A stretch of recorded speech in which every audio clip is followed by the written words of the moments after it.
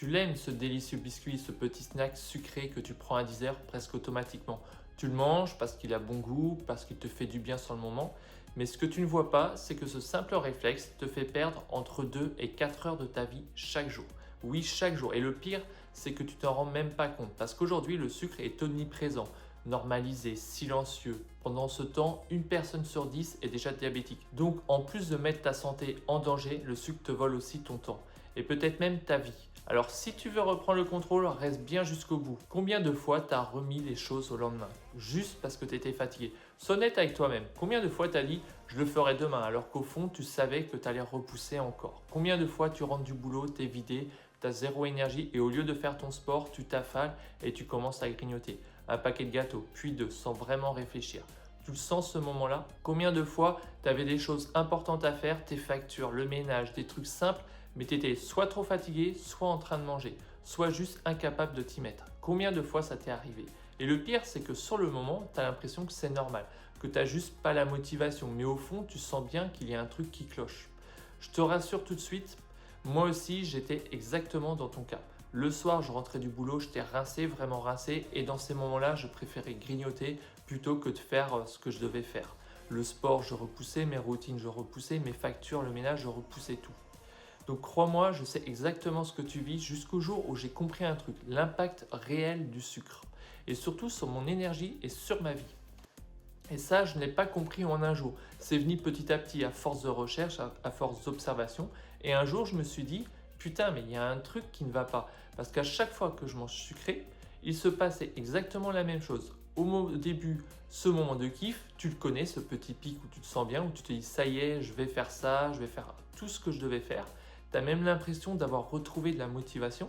Et juste après, tu as la chute. Le paquet, il est fini et là, il n'y a plus rien. Plus d'énergie, plus d'envie, plus rien. Et c'est là que j'ai compris, le sucre ne m'avait pas juste vidé mon énergie, il m'avait aussi pris de mon temps. Parce que déjà, tu perds du temps à manger, mais surtout, tu perds tout ce qui vient après. Parce que ton corps, lui, il doit récupérer. Et un déséquilibre comme ça ne se rattrape pas en 5 minutes. Ça, c'est quand tu as 15 ans ou quand tu as 20 ans. Mais plus les années passent, plus la fatigue s'accumule, plus le système nerveux s'épuise. Entre le sucre, le stress, tout ce que tu empiles, et là, ça devient beaucoup plus difficile. Et c'est là que tu commences vraiment à perdre ton temps, jour après jour, sans t'en rendre compte.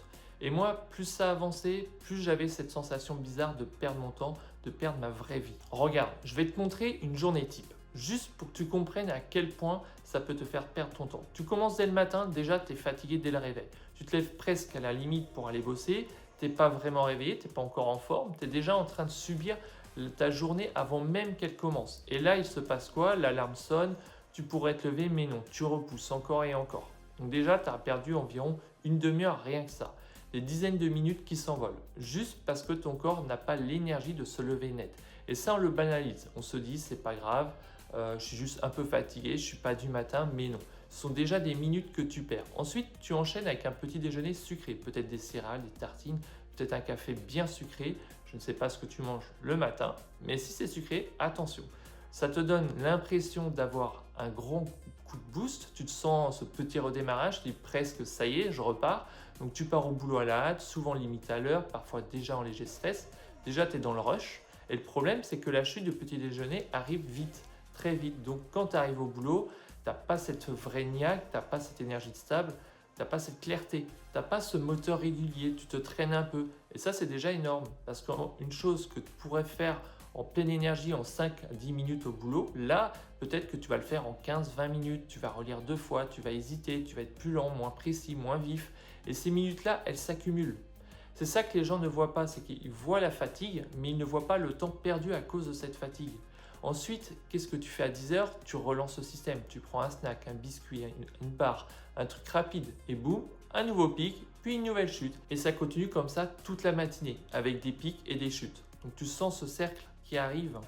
Tu crois que tu gagnes de l'énergie alors qu'en réalité, tu entretiens juste une journée instable. Et après arrive la pause de midi. Et là, c'est pareil.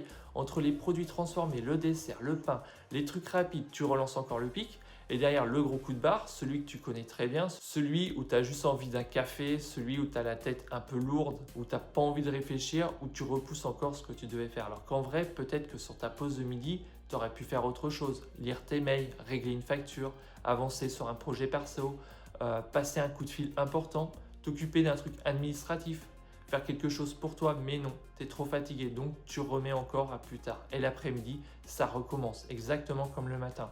Tu fais ce que tu as à faire, mais à l'arrache, au mieux que tu peux, avec une énergie basse, une énergie vidée. Une énergie qui te permet juste de tenir, pas de progresser, pas d'avancer.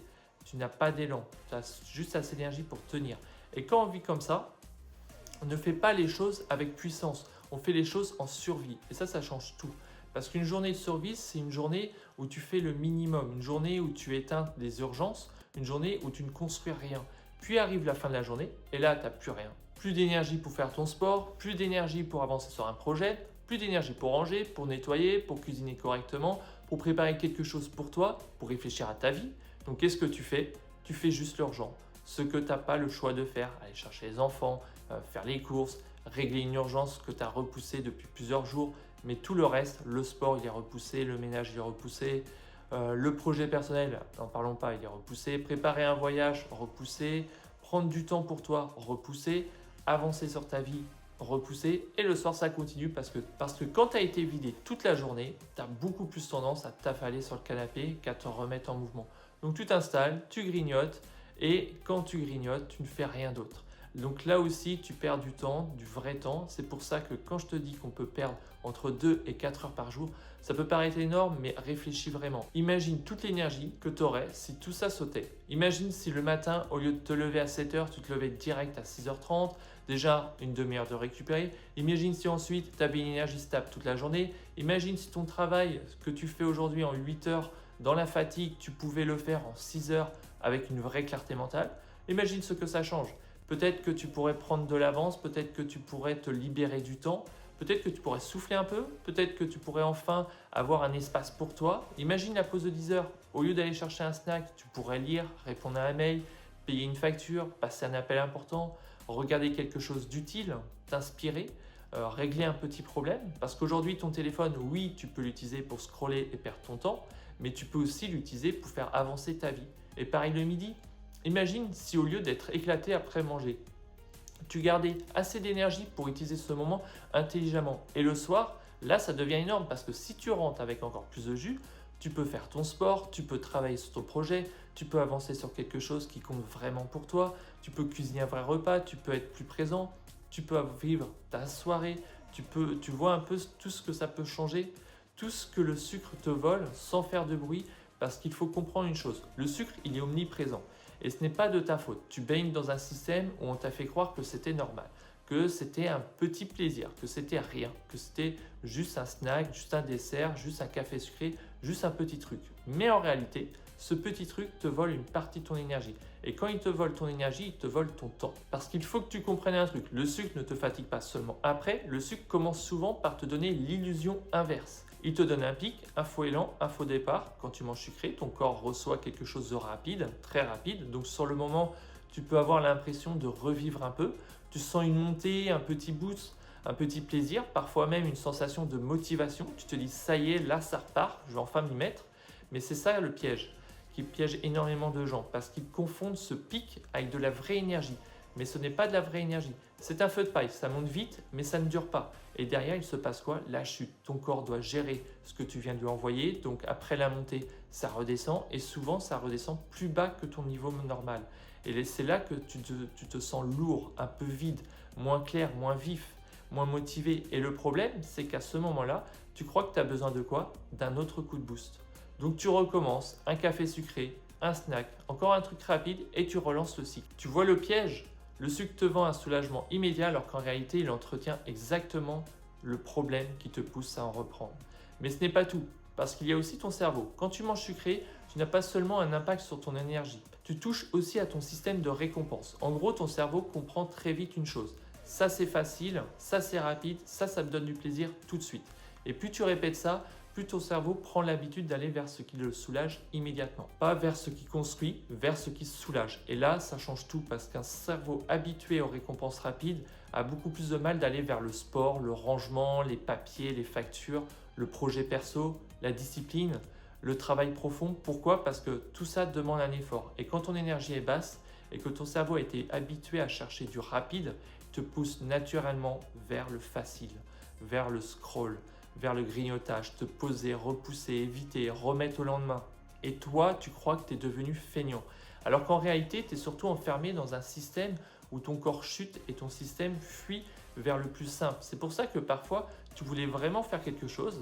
Vraiment, tu t'étais même dit, ce soir, je fais mon sport, ce soir, je règle ça, ce soir, je m'y mets enfin. Mais quand le moment arrive, plus rien. L'intention est là, mais l'énergie n'est plus là. Et sans énergie stable, le cerveau choisit rarement l'effort et choisit le confort immédiat.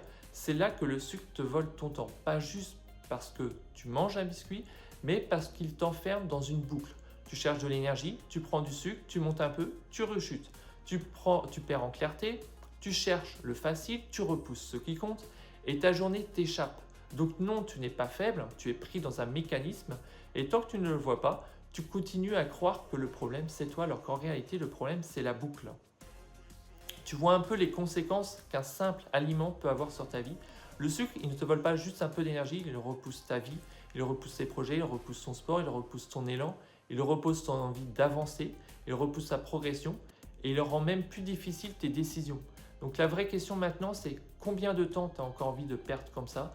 Combien de temps tu as envie de vivre à moitié, de vivre avec une énergie basse, de passer à côté de toi-même? Parce que oui, c'est possible de s'en sortir, c'est possible de retrouver une vraie vie où tu as de l'énergie, c'est possible de retrouver de l'élan, c'est possible de retrouver ce potentiel que tu as peut-être oublié, mais pour ça, il faut sortir de la boucle. Oui, c'est plus facile à dire qu'à faire, mais il faut commencer quelque part. Et justement, si tu veux aller plus loin, en dessous de cette vidéo, je t'ai préparé une vidéo avec 3 actions simples pour sortir du sucre définitivement. Un premier pas, un plan simple, quelque chose de concret pour commencer à reprendre le contrôle. Parce que si aujourd'hui, tu as pris conscience de l'impact du sucre sur ta vie, alors imagine ce qu'il peut se passer si maintenant tu passes à l'action. Sinon, fais juste le test. 3 jours sans sucre rapide, tu enlèves les snacks, tu enlèves les desserts, tu enlèves les sodas, juste pour voir, juste pour observer ce qui se passe dans ton corps, dans ton énergie, dans tes envies. Et tu verras déjà une chose, ce n'est pas si simple. Et c'est justement là que tu comprendras à quel point le sucre a peut-être pris plus de place dans ta vie que tu ne le pensais. Donc maintenant, pose-toi vraiment la question, combien d'heures tu veux encore perdre comme ça? Et est-ce que tu as envie de continuer à laisser filer ta vie? Ou est-ce que tu as envie enfin de reprendre ta vie en main, de retrouver ta vraie version, celle qui a de l'énergie, qui a envie d'avancer, qui a envie de progresser, qui veut vivre vraiment? Si tu connais une personne en difficulté face au sucre, partage-lui cette vidéo. Il faut que tu saches une chose, parfois un simple partage peut changer une vie. Et de mon côté, je te souhaite une excellente journée à toi. Peace!